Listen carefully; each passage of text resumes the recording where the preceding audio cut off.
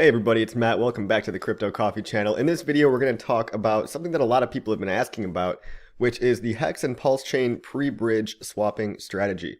So stick around till the end because we're going to talk about some warnings and really dangerous territory that you can get yourself into. And I'm going to explain what things might look like around the early days of PulseChain and the time leading up to PulseChain's launch. And I just want to be clear, none of this is actually financial advice. These are only my opinions and predictions. And as always, guys, I encourage all of you to think for yourself, take personal responsibility, because that's what crypto is all about, and know that I don't have a crystal ball, and neither do you. And anybody claiming to know anything for sure in this space about, what the prices might do or how the dynamics might work out, well, they're probably full of crap, okay? So let's get right into it. Now, what can we expect when PulseChain hits the market on day one? Well, I'm making some basic assumptions here that there will be a brief period with little USDC liquidity. And we've actually heard Richard Hart say himself that there will be a 2-day period before the bridge even opens at all. Okay, so there's going to be 1 to 2 days. Let's call it 2 days where there will actually be no way to bridge into PulseChain, meaning that you'll have a bunch of valueless pairs to be traded on the PulseX platform. But they won't have a value because they won't be able to be traded for any coin with a value, so their USD value will not be able to be derived for the first 2 days. So it's going to be a weird trading environment, but there's some legal reasons for that to exist. And so for those initial 2 days, there's going to be a lot of what's called ratio trading, where you're really just trading like the HEX PLS pair or the PLSX PLS pair. And so again, what I'm assuming is that in these early days, some of the most liquid pairs are going to be the pairs that get forked over and copied over, but the pairs that also have a lot of high usage and attention on them. These pairs are PLS HEX, PLSX HEX, PLSX PLS, and finally EHEX HEX, but that's only going to be able to come in after the bridge, right? After people can bridge in their EHEX. So these first three are going to be the main ones that exist on day 1 and 2, and it's my assumption that these will be pretty active because there's going to be a lot of people locking liquidity and playing around with them. But guys, any USD charts in the first couple days of this are going to be inaccurate because really we don't have a set price of PLS, right? You can use the sacrifice price if you want to calculate it that way, but that's dangerous territory. So the markets might be very irrational during this time, and they might not price things correctly during that first crazy volatility of 1 to 2 days. And obviously as time goes on, things will stabilize and normalize. Again, there's no bridge for the first 2 days. This is dangerous because you can't accurately calculate a USD chart in these first 2 days. So it's all going to be ratio trading on this pair, and this pair, right? Like the PLS HEX pair. You aren't going to have any compass or any origin point to say how much is HEX worth on PulseChain because nobody will have been able to purchase it and it won't be able to be tied back to a USD price. But now again, an analogy we can use and a framework we can use to think about these things are HEX is to Bitcoin as Ethereum is to PulseChain, as PLSX is to Uni, right? HEX is the store of value, better store of value, just like Bitcoin was. PulseChain is the network layer 1, kind of like Ethereum is, where you can build on top of it. And finally, PLSX or PulseX token is the main trading platform, just like Uni and Uniswap is on Ethereum. But again, guys, the no bridge for the first 2 days is what I really want to highlight here, and really be careful if you're trying to make moves during this first initial 2 days. Honestly, you're probably going to be better off just sitting back and chilling and not doing anything irrational and not trying to act fast, okay? Sometimes the best strategy is just to sit there and do nothing, and that's not what people want to hear, but you might end up saving yourself from massive losses when we're in this little interim period of really irrational ratio trading, okay? Just going to warn you guys right now. I mean, I hope that people watching this 1 or 2 months from now are still going to listen and hear this warning. But obviously traders are going to trade, and every time you try to trade, you're putting yourself at risk for losing money. As we know, long-term investing and long-term holding in the right coins always beats trading, guys. Every single time. That's been the motto for the past 2 years that I've been doing this whole HEX and PulseChain YouTube channel, okay? It always wins. Do not try to think that you're smarter than the market. Really, if you don't have your positions that you want in these 3 major coins, PLS, HEX, PulseX, you might consider trying to establish a position early on. But typically, if you just take your finger off the button, chill, go outside, go hang out with your friends and family, and stop staring at the charts all day, you're going to make a lot smarter decisions. You're going to be a lot more rational. You'll have time to think, and you won't start looping in your brain of what if I do this? What if I do that? Typically, that kind of thinking really messes people up. I mean, myself included. Now, some things to consider when PulseChain launches, right? Well, after the PulseX sacrifice phase, but before the PulseChain launch, there might be a period of time where there's really no other coin you can buy to prepare yourself for the PulseChain launch besides HEX. okay, because HEX is obviously available on Ethereum right now and pretty liquid over there.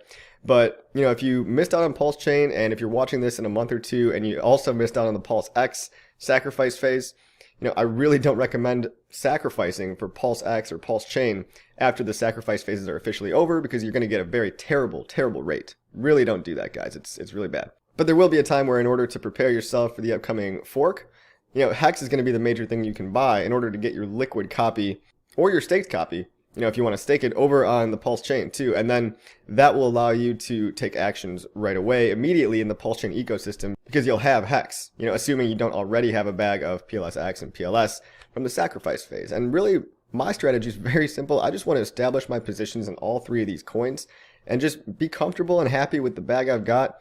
Maybe buy more as I see dips, but really just chill, especially in these crazy times of volatility, okay?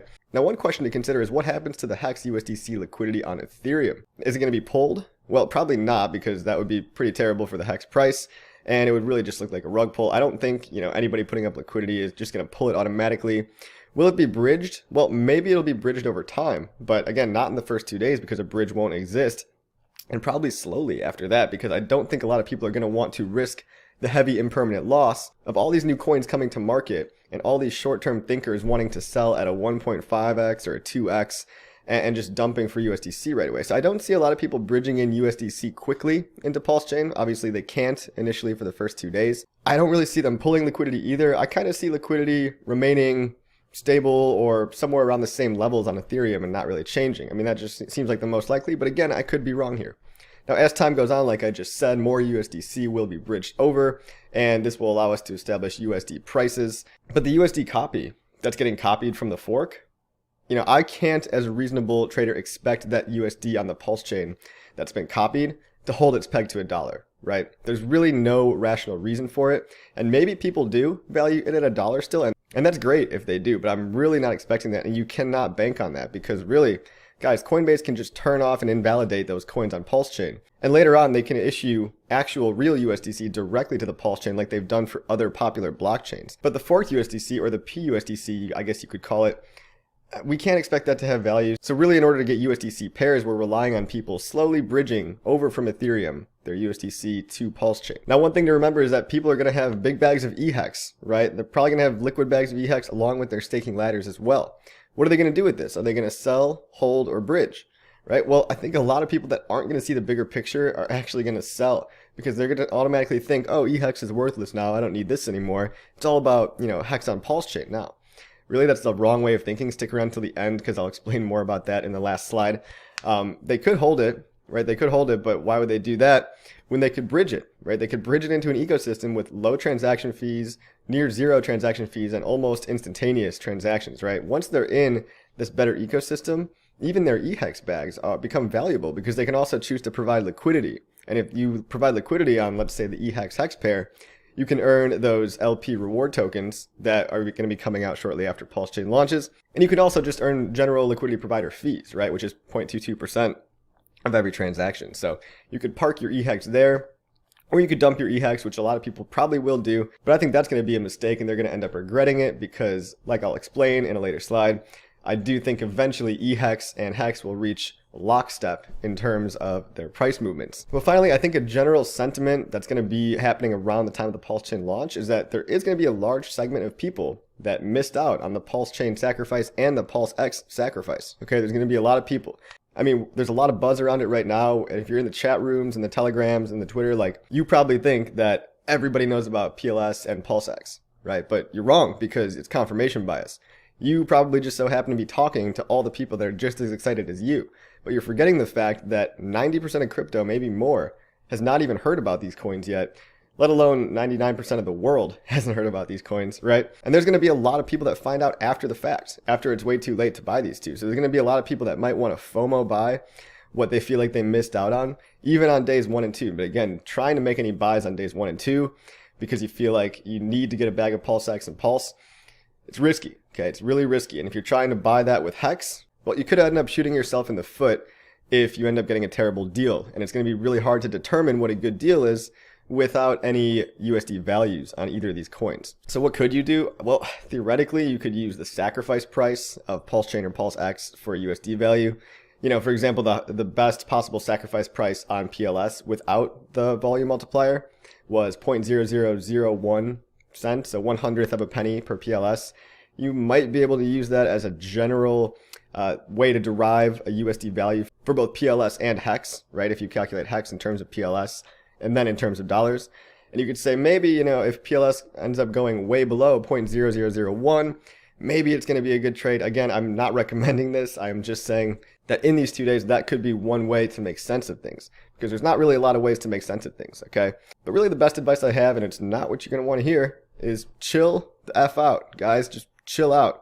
Try not to do anything. Take your finger off the button for those 2 days and just wait for, a month or maybe even 2 months and try to see how the price action plays out, especially once we actually have USD values for this stuff.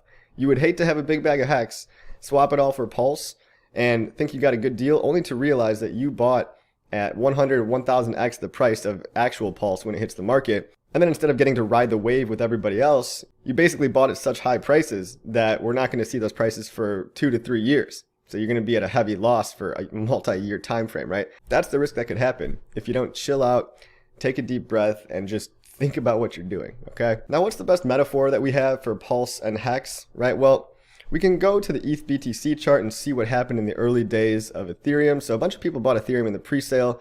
And remember, guys, Ethereum launched in a bear market. And when it hit the market, at least on the ETH BTC pair, on August in 2015, right, bottom of bear market, it dumped 98% before running up almost to 3x relative to Bitcoin 6 days later, about a week later. So Ethereum took a huge dump compared to Bitcoin, then went up compared to Bitcoin, then went back down for about 3 months before going back up for the next 4 to 5 months. Okay, so 98% drop, 3x rise, big drop, big rise. Okay, a lot of volatility in the first 6 months there for that pair. But again, ETH launched in a bear market. PulseChain is launching in the peak of a bull market, right? Dynamics might be different. And there were always USDC pairs for this. So what we're witnessing with the PulseChain launch is really unprecedented. I'm trying to make a parallel to ETH Bitcoin, but it's probably not even a good parallel because, again, there's those 2 days without any USD pairing at all, without any USD value. And everything's launching at the same time, right? ETH, Pulse, and PulseX are all going in at the same time. Whereas with like Bitcoin, Ethereum, for example, Bitcoin had been around a long time before, 6 years before Ethereum ever existed. So it had time to establish a price, right, before Ethereum hit the market. And there were always ways to sell Ethereum for USD, even right away, unlike in the PulseChain upcoming launch. Now, the parallel we might be able to draw from PulseX HEX is Unibitcoin, right? What happened on Unibitcoin? Well, as we can see, for the first 2 days that Uni was launched, well, it launched in the middle of a bull market, right? And people bought it up heavily, up to a 7.5x, before dropping down, 85% relative to Bitcoin in 47 days. And then going up in the next 3 months or 89 days, another 4x, okay? So, again, big run up for 2 days, big drop, followed by big run up, okay? Uni launched in a bull market, which might be why we don't see that giant red candle at first, or it might not. I don't know if the macro conditions matter. But also, remember that Uni launched after Ethereum. In this case, the PulseChain launch, PLS is going to be launching at the same exact time as PulseX, so it's going to be very confusing when the frenzy hits the market. And finally, the PulseX PulseChain pair can maybe be vaguely correlated to the Uni ETH pair. And what happened here? Well, very similar to the Uni Bitcoin pair, right, guys? Big run up for 2 days, big drop, 80% dip after 47 days, followed by another 2.5x after 3 months or 89 days. So don't give too much thought into this, okay? This is just how the price action played out between these pairs on existing markets. But again, this PulseChain launch is really unprecedented, so try not to get too stuck in these parallels. It's just for the sake of an example, for some chart to show you guys. Now, sacrificers, as we know, already have big bags of PLSX. They're also going to already have big bags of PLS for those people that sacrificed. But remember that Uni was also airdropped to many people, right? And it still ran up heavy in the first 2 days, right? So despite all that sell pressure from all that Uni that was airdropped to everybody, buying still outpaced selling for the first couple of days. So sometimes it seems that the macro sentiment will temporarily overtake the amount of sell pressure, right? And that's what you really want. You want sentiment and basically demand to be generated at a higher rate than people are selling off, right? So all those short-term thinkers that have their bags of PulseX and Pulse, that want to dump for their really, really small profit and can't stand the fact of holding for a year or even a month, well, all those guys, we want them to be outnumbered by new people that are bullish on both of these coins that want to establish their positions. So again, it's really important that onboarding new people outpaces sell pressure in order for these prices to go up. That's really all that matters. Finally, the HEX HEX pair. This pair is really an enigma, and again, it won't exist until we can actually bridge stuff, over into PulseChain. So HEX, once it's able to be bridged into PulseChain, the one thing I can say confidently is that the more liquidity there is, the better in this pair, okay? And high liquidity, as I've discussed in previous videos, can lock price movements together in tandem. This is due to Hart's Law, which is a whole video in itself, but see my previous videos if you want to hear me talk more about that. I am no longer confident that the prices will reach parity. I mean, it might take a while. They might reach parity one day, years from now. But it does make sense that with a lot of liquidity in this pair, we can eventually lock them together. So, if HEX goes up 5%, EHEX will also go up 5%. And so we can hopefully back the value of HEX with our liquid EHEX in a liquidity pool to make sure that as HEX rises on PulseChain, EHEX is also rising and going along for the ride because it's a very highly liquid pair. Okay. Now users or the origin address could choose to make this pair very liquid. I know that's one thing I'm doing. Again, I'm not doing much, right? I'm definitely not going to be trading in the first 2 days. But after a bridge does exist, I do want to experiment with a little bit of liquid HEX by bridging a little bit of my liquid EHEX over to the EHEX HEX pair and locking them together because I'll have both of those liquid copies given to me for free after the fork. And finally, the LP rewards or incentive token that we've been talking about that doesn't have a name yet, but that will exist shortly after PulseChain's launch can be distributed to liquidity providers of this pair to further drive up liquidity. So very bullish, and I really want this scenario to happen because it's going to be great for all of you HEX holders out there. Now, as I think more about it, there are people that, again, don't really get it. They don't see the bigger picture, and these people are going to maybe assume incorrectly that EHEX is going to have no value. It's worthless anymore. Why would I want to hold EHEX when it's all about HEX on PulseChain now? That's incorrect thinking because of what I just described above. But for that reason alone, we could see a drop of 80-90% plus in the EHEX price on Ethereum, right? Get ready for that. I mean, don't be surprised if it happens. I would like it to drop less, but hey, dips are in the game, right? And once it establishes a bottom, and once liquidity funnels in after the bridge, from that bottom, that is when EHEX has the opportunity to rise in tandem or in lockstep with HEX's rise on PulseChain. And there's so much bullish news behind the scenes when it comes to HEX in general. Fiat on-ramps, HEX-based hedge funds, investment funds, so much cool stuff that after you can see EHEX establishing a floor, I think it's really important to move liquidity in. One more point I'll make on that is I might not want to move liquidity in right away because of the impermanent loss that can happen, but after the volatility dies down, I'll be much more likely to want to bridge my EHEX over and provide liquidity, maybe after a couple weeks or months and after that initial volatility is over, just because I don't want to risk myself getting a lot of impermanent loss in those first couple of days.